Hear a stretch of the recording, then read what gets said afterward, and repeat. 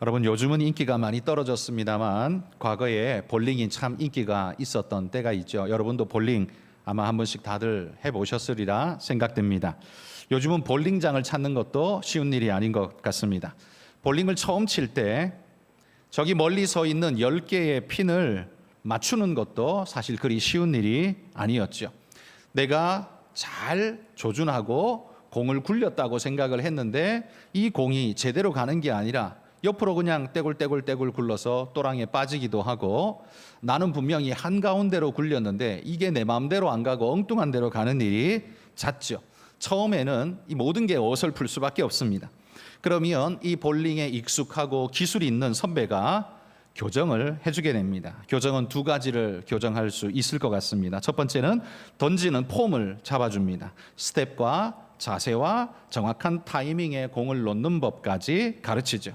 그런데 이것만이 아니라 또 하나 교정해야 하는 게 있는데, 그건 두 번째로 시선을 잡아줘야 합니다.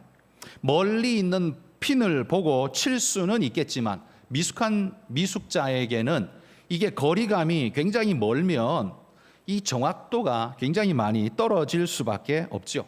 그래서 볼링장에 가시면 볼링 레인에 가운데에 3분의 1쯤 되는 지점에 7개의 점이 화살표처럼 삼각으로 이렇게 박혀 있는 게 있습니다. 여기 그림에도 보시면 노란 바닥에 점이 7개가 이렇게 찍혀 있는 게 보이시죠? 이 7개의 가이드 스팟이 찍혀 있는데 이 핀과 나와 핀과 그리고 핀, 그다음에 점, 이 셋을 일직선에 놓고 맞추면, 그러면 핀까지 멀리 보고 치는 게 아니라 그 앞에 가까운 점을 보고 쳐도 그 공이 그 점을 지나 원하는 방향으로 가게 되는 것을 보게 되죠. 그래서 이 가이드 스팟을 보고 우리는 가깝게 친근하게 공을 굴리면 그래도 그 어느 정도 맞게 가는 것을 발견할 수 있습니다. 멀면 먼 만큼 집중하기가 어렵지만 가까우면 그만큼 쉬워지는 거죠. 가이드를 해주는 겁니다. 자, 제가 오늘 말씀을 읽으면서 제일 먼저 떠오른 게 볼링의 이 가이드 스팟이었는데요. 왜 이것이 떠올랐냐 하면 오늘 말씀 17절에 보십시오. 바울이 이렇게 말을 합니다. 너희는 함께 나를 본받으라, 이런 말로 시작합니다. 이 구절이 우리를 어찌 보면 시험 들게 하는 것 같습니다. 아니, 바울이 굉장히 교만한 사람이구나, 자기가 예수님도 아니고 뭘 자기를 본받으라고 이렇게 큰 소리를 빵빵 치나 라는 생각을 하게 됩니다만, 그러나 말 그대로 이건 오해입니다. 바울은 자신이 목표가 되기 때문에 자신을 본받으라고 말하고 있는 것이 아닙니다. 마치 이 볼링 핀이 10개의 핀이 저기 앞에 서 있는데 공을 던지는 나의 입장에서 너무 멀고 초점을 맞추기가 쉽지 않습니다. 예수님이라는 기준선이 내게 너무 멀어 보이고 그분은 하나님이신데 라는 생각에서 뭔가 맞추기가 조금 어려워 보이죠. 그럴 때에는 우리 앞에 앞서간 가이드가 있습니다. 이 7개의 가이드 스팟이 박혀 있는 것처럼, 점이 박혀 있는 것처럼 우리에게 좀 더 가까운 이들이 예수님 따라 살았던 모델이 우리의 모범이 되고, 그걸 보고 따라가면 우리가 훨씬 더 수월하게 갈 수 있는 이정표가 될 수 있는 거죠. 바울은 나를 본받으라는 말이 자기가 볼링 핀이라고 말하는 게 아니라, 목표가라고 말하는 게 아니라 목표를 향해 가는데 필요한 과정에 있는 그냥 가이드 스팟 정도다라고 말하고 있다는 거죠. 그러면 바울이 왜 굳이 이런 이야기를 해야만 했을까요? 왜냐하면 빌립보 교회가 그 당시에 처해 있었던 시대 상황, 사회의 상황 자체가 성도들의 시선을 빼앗을 만한 거짓된 것들이 난무한 시대였기 때문에 그렇습니다.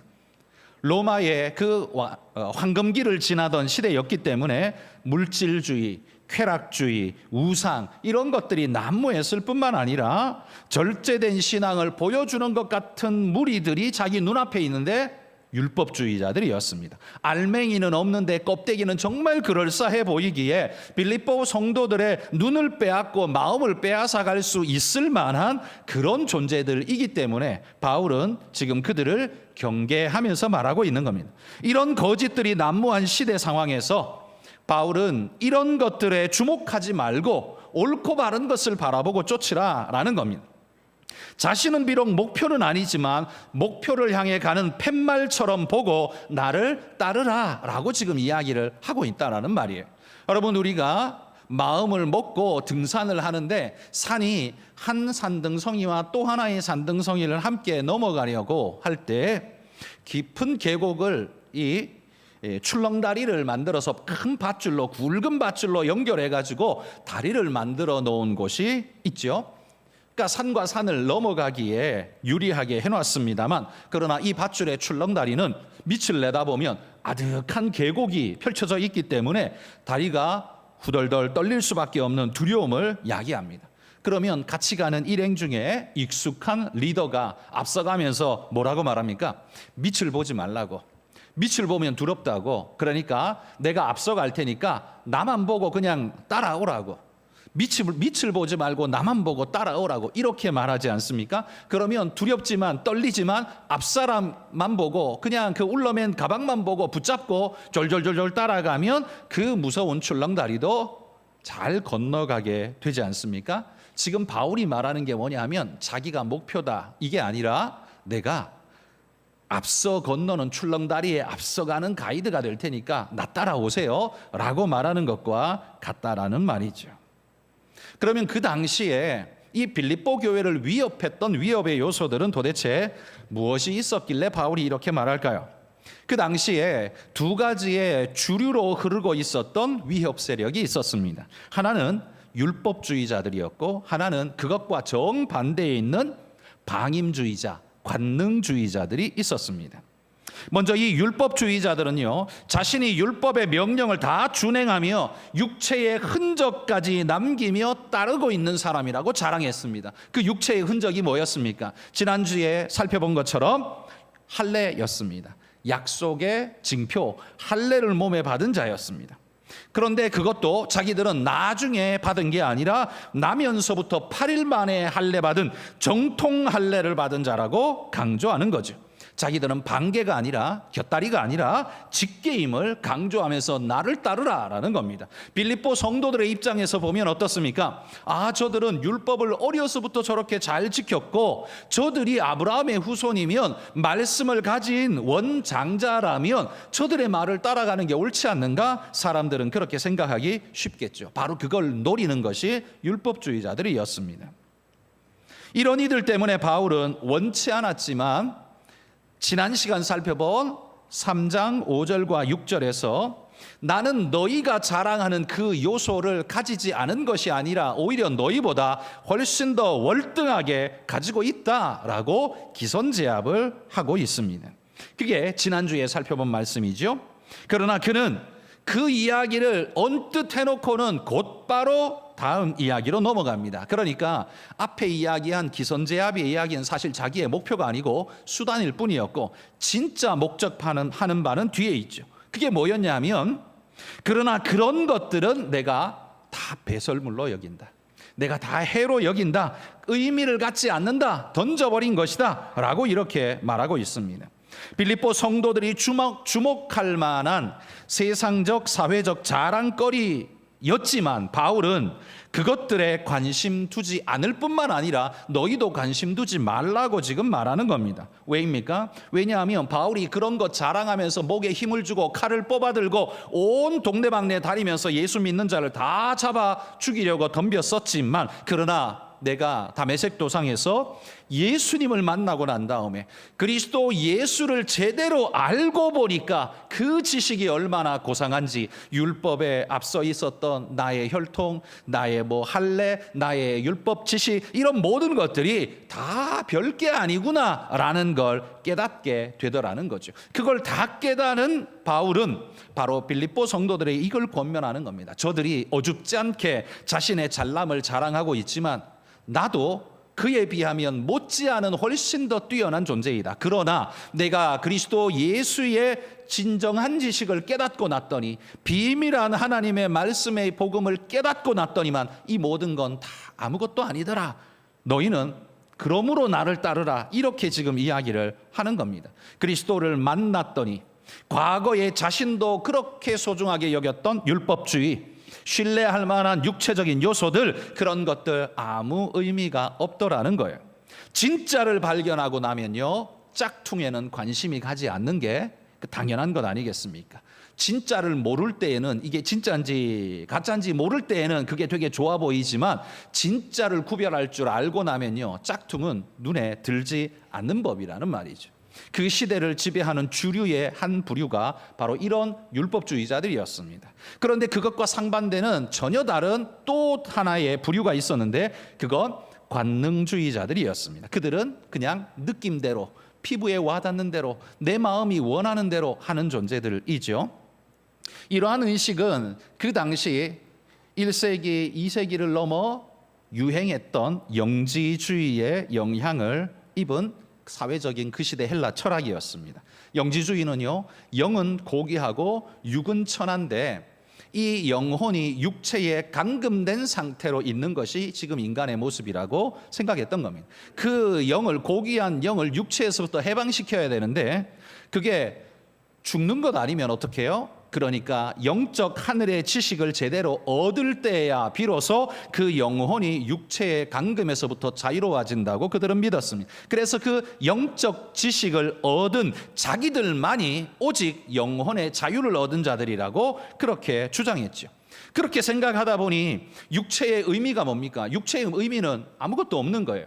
단지 영혼을 감금할 뿐이고 영혼을 얽어매는 걸거치는 어떤 것이고 의미 없는 어떤 겁니다. 그러니까 육체는 영혼에 아무런 도움도 되지 않을 뿐만 아니라 유익도 주지 못한다. 그러므로 육체적으로 짓는 모든 건 육체의 일일 뿐 영혼의 영향이 없다라고 믿었기 때문에 그들은 두 가지의 양태로 나타났습니다. 영지주의자들은 두 가지의 양태로 나타나는데, 하나는 육체가 의미 없고 쓸모없는 것이기 때문에 그들은 철저한 금욕주의의 형태로, 그러니까 육신을 억어함으로써 영혼을 더 순결하게 하는 방법, 바로 이 금욕주의, 철저한 금욕주의로 나아가든가, 또 반대편의 부류는 육체는 영혼에 영향을 주지 못하기 때문에 당신이 육체적으로 무슨 짓을 저질러도 영적 구원에 아무런 이상이 없다라고 그들은 믿었습니다. 그러다 보니 자기가 무슨 짓을 해도, 육체가 요구하는 어떤 일을 해도 영적인 아무런 영향이 없으니 아무렇게나 살아라,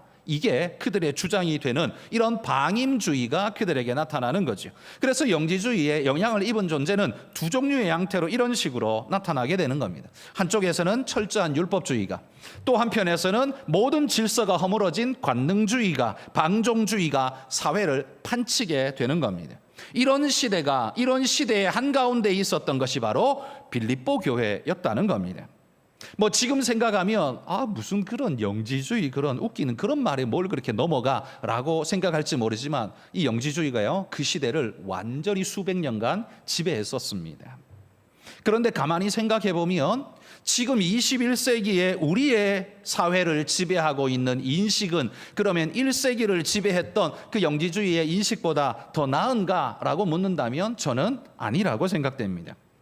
그때나 지금이나 똑같은 괴를 가지고 흐르고 있다라고 생각합니다. 육체를 신뢰하며 자랑하던 율법주의자들, 그들은 지금 오늘날 어떤 식으로 작용하고 있습니까? 오늘날은 뭘 자랑해요? 예전에는 율법을 자랑하고 아브라함의 후손이라는 혈통을 자랑하고 자신의 어떤 그 경건성을 자랑하고 했겠지만, 지금 뭘 자랑해요? 자신의 실력을 자랑하고 자신의 직급을 자랑하고 자신의 위치를 자랑하고 출신을 자랑하고 학벌을 자랑하는 이런 성공지상주의가 바로 이 고대의 율법주의에 이어지는 같은 궤를 가지고 있는 존재들이 아닌가라고 생각할 수 있을 겁니다. 그러면 반대로 오늘 이 시대를 또 하나 지배하고 있는 사상이 뭡니까? 향락주의 아닙니까?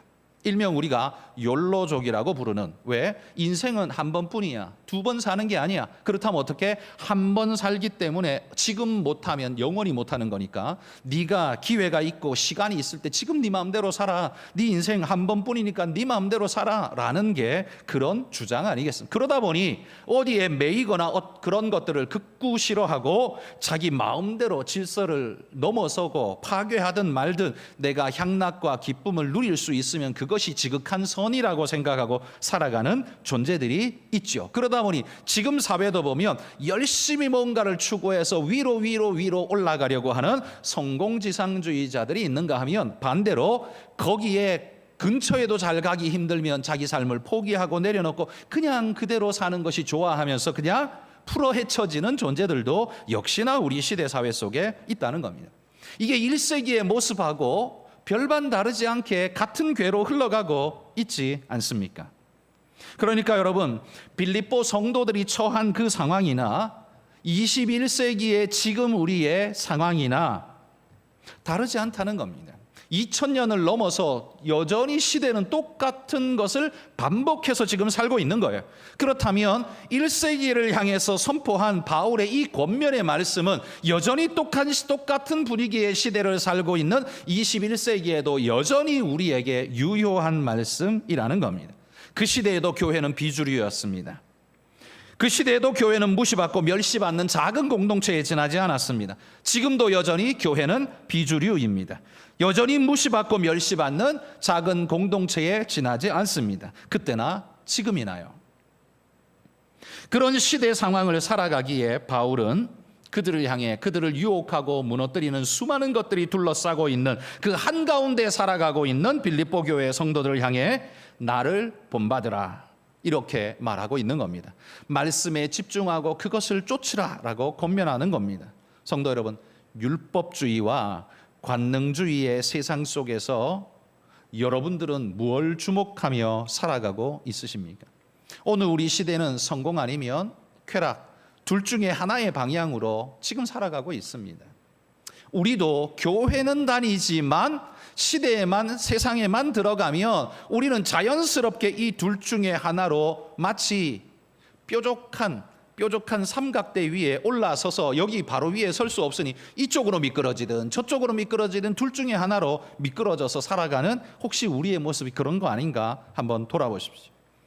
여러분, 우리에게도요, 누가 무얼 해서 얼마를 벌었더라 라고 누군가가 이야기를 하면 귀가 이만큼 팔랑팔랑 이만큼 커져서 집중하게 됩니다. 유혹이 됩니다. 불법적이지만 살짝 눈 감았더니만 이익이 2배나 늘었더라 라고 하면 그렇게 하고 싶은 욕구가 우리 마음속에도 똑같이 일어납니다. 높은 데 올라갔더니만 사람들의 대우가 달라지더라, 그러면 그 높은 데를 선호하고 갈망하는 마음이 인간에게 누구나가 들기 마련입니다. 이런 말들은 우리를 유혹하기에 충분하다는 겁니다.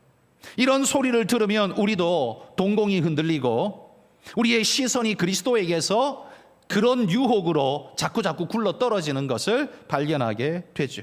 그래서 바울은 그런 이들에게 이렇게 말하는 겁니다. 그렇게 살고 그렇게 주장하는 그들을 보느냐? 그들의 지금을 보는 게 아니라 그들의 열매를 봐라, 결과를 봐라 라고 우리에게 주장합니다. 우리도 우리 시대를 갖은 주장을 펼치면서 살아가고 있는 자들 많죠. 우위에 있는, 지도부에 있는 대단한 위치와 권력에 있는 어떤 이들, 혹은 그냥 자기 삶을 풀어헤치고 향락과 쾌락에 자기의 모든 걸 풀어헤친 그런 사람들, 여러분 좋아 보이십니까? 그러나 그들의 결말을 보라고 바울이 이야기를 합니다. 이렇게 해야 성공할 수 있다는 성공지상주의의 자들의 말이나 반대로 자기 마음대로 살 것을 종용하면서 무질서의 쾌락을 유혹하는 자들의 말이나, 결국 그들의 말이 아니라 그들의 삶의 결말을 보라는 겁니다. 어떻게 나타납니까? 그들의 유혹적 말이 아니라 그들의 삶의 결말이야말로 진정으로 진위를 판단할 수 있는 기준이 된다는 거죠. 바울은 그런 유혹자들을 가리켜 성경에서 십자가의 원수들이라고 부르고 있습니다. 십자가의 공로를 대적하고 파괴하는 자들이기 때문에 원수들이라는 표현을 쓰고 있습니다. 십자가 없이 자신들의 방법으로 구원에 이를 수 있는 것처럼 그렇게 행세하면서 사람들을 현혹시키는 존재들입니다. 그래서 19절에 바울은 뭐라고 말합니까? 그들의 마침은, 여기 마침이 뭡니까? 이 마침은 결말을 말하는 겁니다. 그들의 마침, 결말은 멸망이요. 그들의 신은, 그들의 추앙하고 악모하고 바라는 것은 그들의 배요. 그들의 관심은 땅의 일이라, 이렇게 이야기하고 있습니다. 그들이 진짜 숭배하는 것은 먹고 마시고 즐기는 겁니다. 그들의 온갖 관심은 영원하지 못하고 썩어질 것들인 땅의 일에 국한되고 그로 인해 그들의 삶의 모든 결말은 멸망뿐이더라 라고 말하는 거예요. 거짓의 시선이 뺏기고 정신적으로 황폐해져서 비참한 인생의 결말로 치닫는 그들의 모습을 주목해 보라는 겁니다. 지금 좋아 보이고 지금 쾌락적으로 보이고 지금 화려해 보이는 그런 것에 눈 뺏기지 말고 그들의 넘어선 결국을 보라는 거예요. 그들은 지금 빌립보 도시 안에서 어떻게 살아가고 있습니까? 그들은 자신들을 로마의 시민권자라고 큰 소리치면서 행세하며 떵떵거리며 살아가고 있습니다. 사람들은 그런 그들을 알아봐주고 그게 그 시대에 통하고 있습니다. 그들이 로마의 시민권을 가진 자들이라 그런 권세가 통하고 있다면 바울이 빌립보 성도들에게 이렇게 말하는 겁니다. 20절에 보면 우리는 누구냐? 우리의 시민권은 하늘에 있는지라.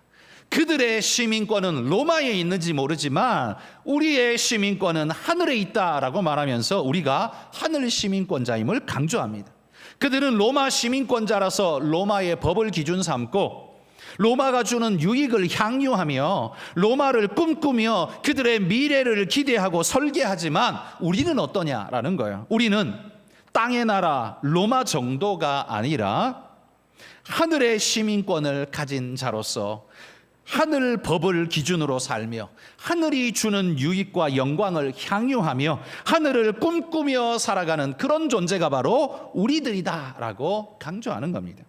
바울이 이 말을 할 때요, 빌립보에 있었던 모든 사람들은 로마 시민권이라는 그것이 가지고 있는 권세가 얼마나 대단한지, 그것이 얼마나 큰 특권인지 너무나 잘 알기 때문에 그 로마와는 비교도 안 되는 하늘의 시민권을 가졌다면 이게 얼마나 위대하고 놀라운 것인가는 그들은 아마 우리처럼 설명하지 않아도 체감적으로 와닿았을 겁니다. 여러분, 우리 모두, 여기 앉아 계신 여러분 모두도 다 동일하게 하늘 시민권자이심을 믿으시기를 축복합니다. 여러분, 그런데 오늘을 사는 하늘 시민권자인 우리는요, 우리 삶을 돌아보면 왠지 뭔가 모자라 보입니다. 저들보다 항상 뭔가 모자라고 낮아 보이고 가난해 보이고 힘도 없어 보이고 그렇게 항상 보입니다. 왜일까요? 하나님이 우리에게 약속해 주신 그 약속이 가짜이기 때문일까요?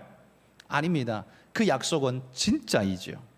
그러나 아직 이 땅에 있는 우리는 완전을 덧입지 못했기 때문에 그 완전을 기다리고 있는 중이기 때문에 우리가 미숙해 보이고 모자라 보이고 그런 겁니다. 그러면 이 완전은 언제 주어지는데요? 이 완전은요, 우리 주님이 재림하시면 이 완전이 우리에게 주어질 거라고 말합니다. 우리가 주님 앞에 서게 되면 우리는 완전하게 될 거라고 말합니다. 자, 21절 오늘 성경 보시면서 21절 같이 읽어봅시다. 그는 만물을 자기에게 복종하게 하실 수 있는 자의 역사로 우리의 낮은 몸을 자기 영광의 몸의 형체와 같이 변하게 하시리라. 모든 만물을 자기에게 복종하게 하실 수 있는 이가 누굽니까? 그분이 바로 하나님이시죠. 우리 주님이십니다. 그런데 그분이 우리의 낮은 몸을 자기 영광의 몸의 형체와 같이 변하게 한다라고 말해요. 그분의 영광의 몸의 형체가 어떤 건데요? 그게 바로 주님이 부활 후에 덧입으신 부활체를 가르치는 겁니다. 그분의 몸은 이 땅 썩어져서 없어져야 하는 육체가 아니라 천국 갈 수 없는, 하늘로 갈 수 없는 그런 육체가 아니라 그 몸 그대로를 가지고 부활의 육체를 가지고 하늘로 승천하여 올라가실 수 있는 그런 육체. 그리고 그들이 문을 꼭꼭 닫아 걸고 다락방에서 숨어서 떨면서 기도할 때도 그걸 투과하여 들어가서 그들 앞에 설 수 있는 그런 놀라운 육체, 그런 육체가 뭘까요? 우리는 그걸 과학적으로 설명할 수 없기 때문에 그 이름하여 부활하신 주님이 입은 몸이라고 해서 부활체 이렇게 부릅니다. 바로 그 영광의 몸을 우리가 덧입을 거라는 말이에요. 언제 덧입습니까? 주님이 우리를 변케 하실 때. 언제요? 주님 재림하시는 그날, 우리가 주님 다시 만나는 그날 우리의 모든 것이 바뀌게 될 것입니다. 땅을 꿈꾸는 로마의 시민권자들은 부끄러움의 일을 추구하고 그것이 영광인 줄 압니다. 왜요? 죄악을 꿈꾸고 죄악의 방법을 써서 이윤을 더 남기면요, 나 이거 이렇게 했어 그러면서 그게 마치 자기 영광인 것처럼 자랑하잖아요. 부끄러운 줄도 모르고 죄를 저질러 놓고 그게 부끄러운 줄도 모르고 그걸 자랑하고 자기 영광으로 삼잖아요. 그런데 그 영광의 끝이 뭐라고요? 멸망이라고요. 썩어질 땅의 것에 모든 생각을 고정하며 살아가는 자들, 그들은 결국 오늘 좋아 보일지 모르지만 조삼모사와 같이 결국 나중에는 멸망으로 치닫는 존재일 수밖에 없는 겁니다. 그러나 하늘 시민인 우리는 어떻습니까? 주님 말합니다. 우리의 낮은 이 몸을 주님의 영광의 몸의 형체로 변하게 하실 것이다. 우리를 변화시켜서 그 하늘을 사는 존재가 되도록 만들어내실 것이다. 이 얼마나 영광스러우냐라고 말하고 있다는 거예요. 여러분, 우리 안에 어떤 일이 이루어집니까? 어떤 변화가 일어납니까? 이걸 바울은 고린도전서 15장에서 조금 더 자세하게 이렇게 소개합니다. 15장 53절 54절 읽어봅시다. 이 썩을 것이 반드시 썩지 아니할 것을 입겠고 이 죽을 것이 죽지 아니함을 입으리로다. 이 썩을 것이 썩지 아니함을 입고 이 죽을 것이 죽지 아니함을 입을 때에는 사망을 삼키고 이기리라고 기록된 말씀이 이루어지리라. 이 썩을 것과 반드시 썩지 아니할 것, 이게 뭘까요? 썩을 것은 뭡니까? 인간의 육체와 이 세상의 만물입니다. 그건 썩어져 없어질 거잖아요. 무의미하다는 말이 아니라 영원할 수 없는 거라는 말입니다. 하늘로 갈 수 없는 거라는 말이에요. 그런데 반대로 반드시 썩지 아니할 것, 이건 뭡니까? 우리의 부활한 육체, 부활체를 일컫습니다. 하나님이 우리에게 약속해 주신 하늘의 모든 것을 의미합니다. 그러니까 우리가 나중에 어떻게 해요? 이 썩을 것이 썩지 아니할 것을 덧입을 거라고 말하는 겁니다. 그리고 그렇게 되어질 때에는 사망을 삼키고 이기리라고 기록된 말씀이 이루어지리라, 응하리라 라고 말합니다. 우리가 주님을 다시 만나는 날, 주님의 재림 앞에 서게 될 때에 우리의 육체는 부활의 육체로 바뀌게 될 것이며, 그때에는 육체적 사망이라는 것이 더 이상 존재하지도 않고 우리를 삼킬 수 없는 것이 되어지고 마는 겁니다. 사망이라는 이 역사적으로 그 누구도 넘어서지 못한, 예수님 외에 그 누구도 넘어서지 못한 이 무시무시한 권력은요, 오직 하나님만이 이걸 넘어설 수 있습니다. 그런데 우리도 예수 믿고 믿음으로 변화되면 그렇게 되도록 주님이 우리를 변화시켜 주리라고 약속해 주고 있습니다. 로마 시민권자가 그런 권세 얻을 수 있습니까? 여러분, 이재용 회장이 그런 권세 얻을 수 있습니까? 여러분, 미국의 대통령이 그런 권세 얻을 수 있습니까? 절대 불가합니다. 오직 하늘의 백성만이, 하늘의 시민권을 가진 자만이 그런 특권이 주어지는 줄 믿습니다. 우리 안에 이런 변화가 일어날 겁니다. 그런데 우리 안에만 일어나는 게 아니라요, 우리 밖에도 변화가 일어날 겁니다. 계시록 21장 1절 2절 읽어봅시다. 또 내가 새 하늘과 새 땅을 보니 처음 하늘과 처음 땅이 없어졌고 바다도 다시 있지 않더라. 또 내가 보매 거룩한 성 새 예루살렘이 하나님께로부터 하늘에서 내려오니 그 준비한 것이 신부가 남편을 위하여 단장한 것 같더라. 이 사도 요한이요, 하나님께서 잠시 보여준 천국의 모습을 환상 중에 잠깐 봤는데 보니까 어떻게 해요? 새 하늘과 새 땅이래요. 이게 왜 새 하늘과 새 땅입니까? 자신이 아는 이 푸르르고 아름다운 멋진 산천초목 정말 좋잖아요. 그런데 그런 게 아니더래요. 이 땅도 좋지만 그것과는 비교도 안 되는 엄청난 새 하늘과 새 땅이 자기 눈앞에 보이는데 이걸 뭐라고 표현할 수가 없는 거예요. 이게 뭐라고 정의할 수가 없으니까 그가 할 수 있는 유일한 단어, 그냥 새로움이라는 단어를 그냥 붙일 수밖에 없어요.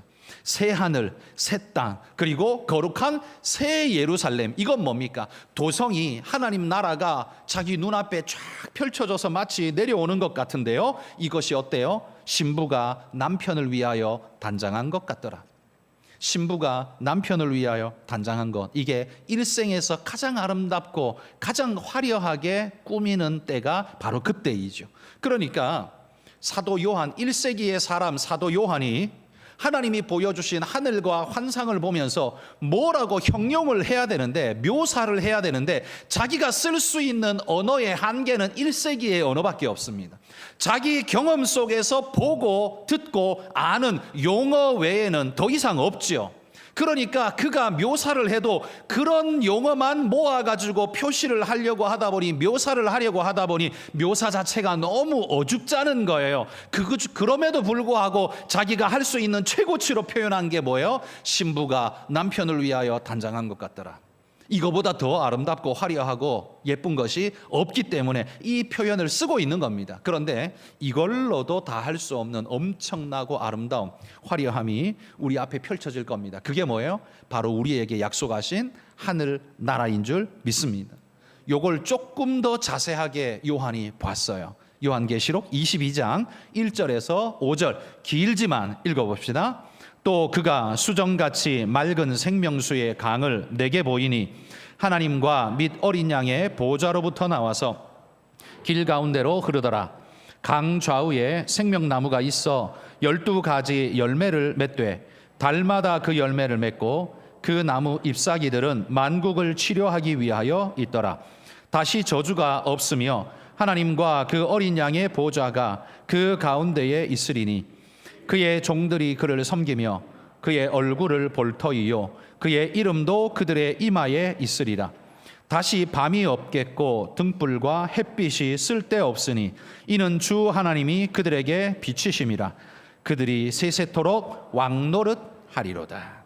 여기 보면 요한이 환상 중에 봤는데요, 맑은 생명수 강이 흐르는데 이게 얼마나 맑고 깨끗한지, 그냥 1급수 정도가 아니라 특급수의 특급수 같은 물이 흘러내리고 강 좌우에는 생명나무가 맺히는데 달마다 맺힌대요. 12가지 열매가 달마다 맺힌다는 말은 풍성을 이야기하는 거잖아요. 그죠? 풍성, 계속해서 맺히는 아름다운 풍성, 넘치는 은혜의 축복이 있고 거기에 잎사귀는 만국을 치료할 약이 되고 다시는 저주가 없고, 그리고 햇빛이 필요 없는, 왜? 우리 주님의 빛이, 하나님의 빛이 그들에게 비춰지는데요, 햇빛, 달빛 이런 거는 그냥 비교도 될 수 없는, 그런 건 쓸모가 없는, 그래서 영원토록 하나님의 영광의 빛이 그들을 둘러덮는 그런 은혜의 나라, 이게 바로 우리가 가게 될 영광스러운 그 나라라고 소개해 주고 있는 겁니다.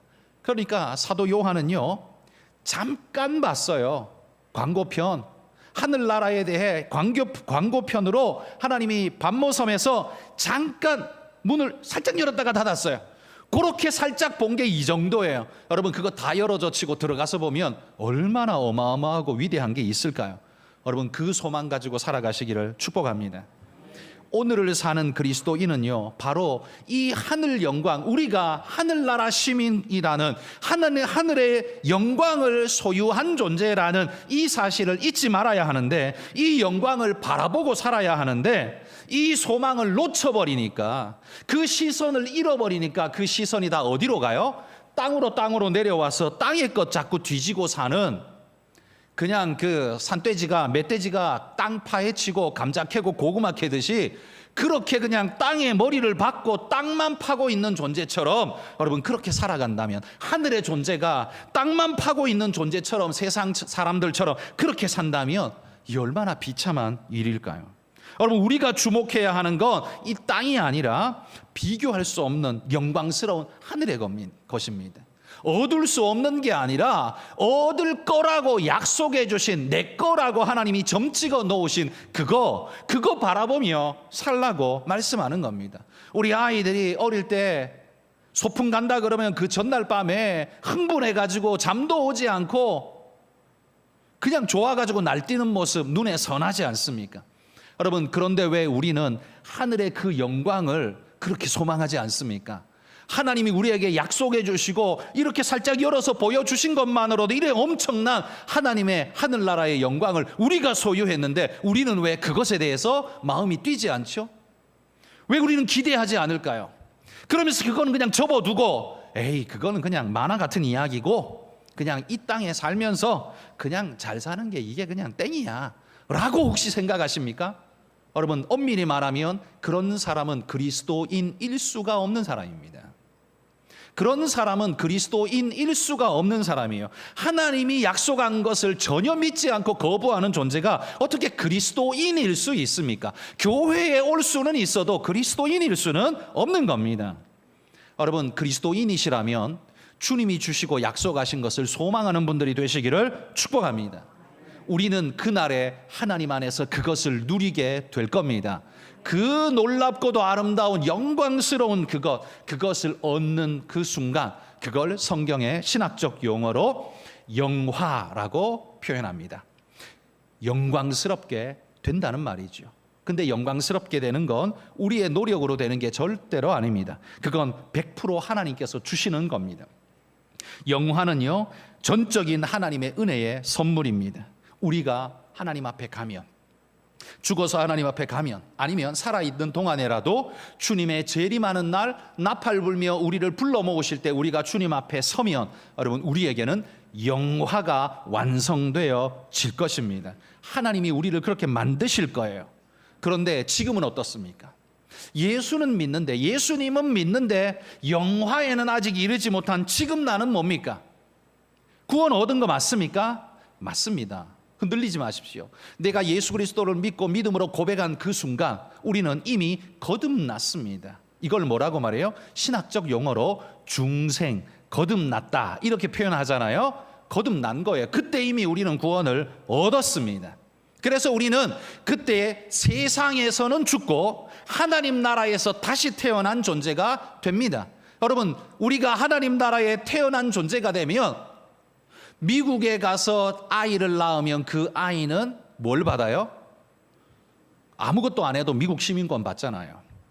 우리가 하나님 안에서 하나님 나라에서 거듭 태어나면 뭘 얻을까요?